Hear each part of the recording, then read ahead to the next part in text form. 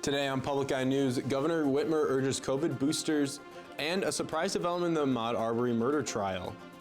Later, I, Ross Ray, will have your weather update, and Andrew Hoover will be back with your sports update. Hi, I'm Ross Ray. And I'm Michael Cudahy, and this is Public Eye News.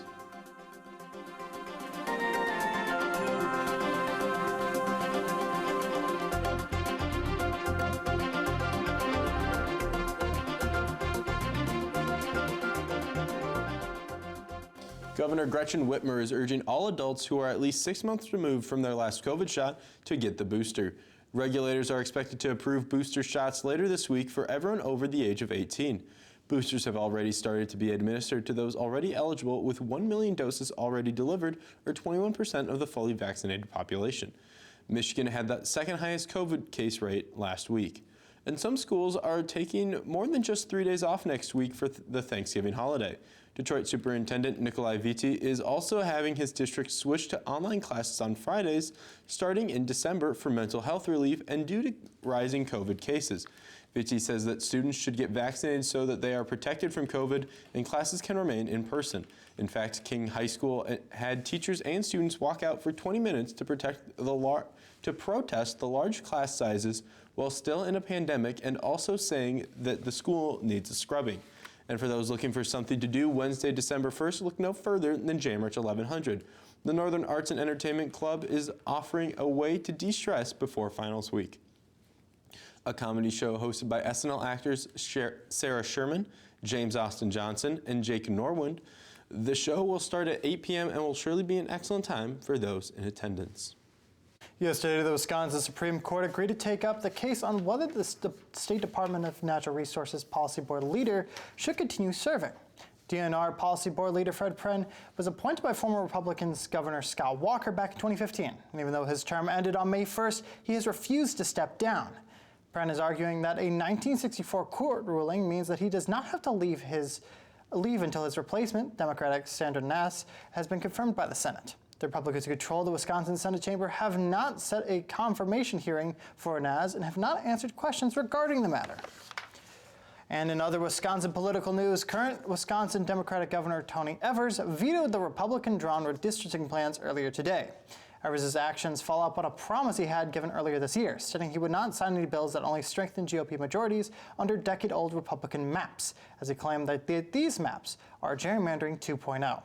The job will now shift to the Wisconsin Supreme Court to draw the new political boundary lines for legislative and congressional districts. The Supreme Court will hear arguments on this case early next year. And in Minnesota Governor Tim Walz announced yesterday that the Department of Defense will send medical teams to 2 major Minnesota hospitals to relieve doctors and nurses. This comes after another surge of COVID-19 infections have ravaged the state, leading to the state to become one of the country's worst hotspots. On top of staffing shortages this year due to cost cutting, Governor Walz and Health Commissioner Jan Malcolm have stated that they are thankful for support for the DoD and U.S. Senator Amy Klobuchar. The teams will be made up of 22 people each and will arrive at Hennepin County Medical Center and St. Cloud Hospital next week to begin treating patients. And don't touch that dial, because after this break, we'll be back with your national international news. Stay tuned. Stage Pass presents Tishmal.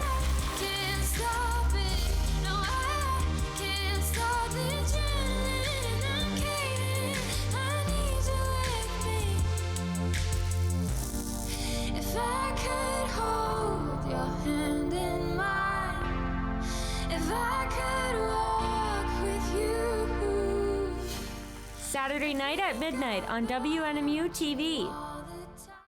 And welcome back. In the trial of Kyle Rittenhouse, the then 17-year-old who shot and killed 2 people and wounded a third, the defense tried to portray the first that died as homicidal. Defense attorneys claimed that Joseph Rosenbaum had been treated for bipolar disorder and depression. Rittenhouse's defense attorneys argued that Rosenbaum, in his mental condition, may have turned the weapon on Rittenhouse or someone else. Mental health advocates find that concerning, pushing a stereotype that relates to mental illness. Rittenhouse was unaware of Rosenbaum's mental health issues, and so the jury was told not to consider Rosenbaum's mental state. And there was a surprise development yesterday in Ahmaud Arbery's murder trial. The defense called Travis McMichael to the stand as its first witness. He's the man who shot Arbery to death in February 2020. McMichael is on trial along with his father, Greg McMichael, and William Rhodey Bryan. The three men chased Arbery down while he was on a jog. They claim they were trying to make a citizen's arrest. Omar Villafranca is in Brunswick, Georgia, where the trial is taking place. Just raise your right hand. Swear to tell the truth, whole truth, and nothing but the truth. Yes, sir. The first witness for the defense was one of the defendants. Travis McMichael testified that his father told him to grab his gun before chasing Ahmaud Arbery through the neighborhood in what they claim was an effort to make a citizen's arrest under a now repealed Georgia law. Did you want to stop him and hold him so the police could come and arrest him? That was my plan, yes, sir. McMichael said he and his father believed Arbery was a burglar after Arbery had been seen at the construction site of an unfinished home. Cell phone video shows McMichael confronting the unarmed Arbery after a prolonged chase. This is a life or death situation, and I'm going to have to stop him from doing this, so I shot. Prosecutors argue there's no evidence justifying the chase or the deadly encounter, and that there was never an attempt to make a citizen's arrest. The homeowner, Larry English, said Arbery never stole anything and that he never asked the McMichaels to take action. Last week, the prosecution also called a county police detective who read a portion of his interview with Greg McMichael hours after the shooting. He was trapped like a rat. I think he was wanting to flee, and he realized that something, he was not going to get away. Prosecutors pushed McMichael after he testified about the law enforcement training he received in the Coast Guard. So you learned as part of your time in the military that you can't force people to speak with you. That's correct. You have to let them walk away. Yes. Arbery's mother, Wanda Cooper Jones, spoke outside the courthouse. Travis was on the stand, wiping tears from his eyes. But again, Travis is alive. Can you imagine the tears that we have shared? The prosecution will continue their cross-examination of McMichael today. The judge is also expected to rule on whether he will allow evidence that alleges that Travis McMichael used a racial slur right after shooting Ahmaud Arbery. It's also worth noting 12 people on this jury, only one is black in a county that is more than 25% African American. Omar Villafranca, CBS News, Brunswick, Georgia. NASA stated in an announcement today that the International Space Station continues to be at an increased risk from orbiting debris. This comes after Russia launched a missile to destroy a satellite ordering just above the space station on Monday. NASA has said it's reviewing an upcoming spacewalk and other space station operations to assess the risk before proceeding. The station currently is home to 4 Americans, 2 Russians, and 1 German. And more Americans may be soon eligible to get the COVID vaccine booster shots. And the Biden administration announced that it has purchased 10 million courses of Pfizer's experimental COVID antiviral drug. Anthony Pura has the latest from Los Angeles. FDA authorization for a Pfizer booster shot for all adults could come at any time. The drug maker filed for authorization last week. The CDC would still need to sign off on the plan. CDC will quickly review the safety and effectiveness data and make recommendations as soon as we hear from FDA. Some states aren't waiting. This morning, Massachusetts became the latest one to approve boosters for anyone over 18. If you were already vaccinated 6 months or more ago and eligible for a boost, get a boost. The move comes as breakthrough infections surge across the country. Minnesota is one of the hot spots. All 13 beds are COVID again. Looks just like it did a year ago, in December. And while the main focus remains on vaccination, President Biden announced his administration has purchased 10 million courses of Pfizer's antiviral COVID-19 pill, Paxlovid, to reduce the risk of severe illness for people infected with COVID. The drug still needs FDA authorization. Anthony Pura, CBS News, Los Angeles. And after this break, we'll be back with your weather and sports. Stay tuned. I've been around the world, but there's one place I keep coming back to. On this episode of UTR, we're back in the UP's Keweenaw Peninsula for a hotel you can bank on, a dinner full of hops and history, and a B&B that'll blow your mind. Then we explore Calumet in Copper Country and dine at one of Michigan's top restaurants, literally. This is an under the radar you just gotta see. tonight at 9:30 on WNMU-TV. And welcome back to Public Eye News. Once again, I am Ross Ray. I'll be taking you through your weather update today. Looking behind me at the Academic Mall here at NMU, we have some flurries in the skies. I mean, some snow is on its way as it keeps going, as the temperature's going to keep dropping here throughout the rest of our week here. Starting out our current conditions, currently cloudy with a bit of snow there as well. Temperature of 33 degrees. Our winds are west-northwest at 18 miles per hour and a barometric pressure of 29.90 and falling.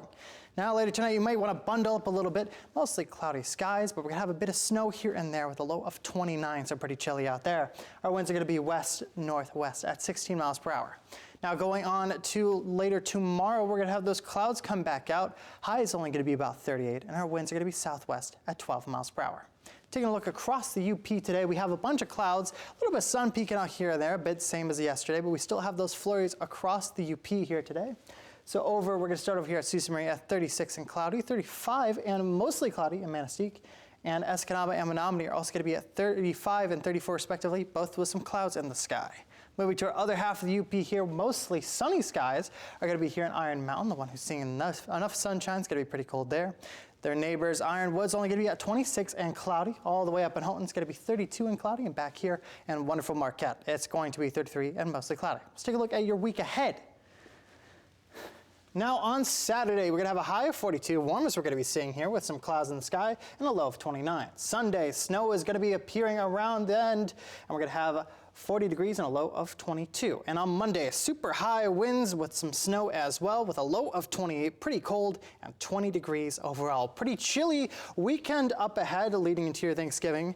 But now we're going to dive over to Andrew Hoover with your hot sports update.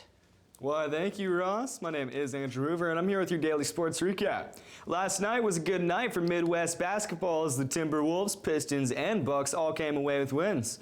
Anthony Edwards scored 16 points in the fourth quarter during the Timberwolves' 10-point win over Sacramento. And rookie guard Cade Cunningham had a dazzling performance, scoring 16 points, 6 assists, and 8 rebounds as the Pistons beat the Pacers in a convincing 97-89 win. Talen Horton-Tucker was the leading scorer for the Lakers, but that was not enough to stop Giannis, who came home with a 47-point contribution to the Bucks' 109-102 win. And college football playoff rankings have been released, and in a surprising turn of events, the top 7 remained exactly the same.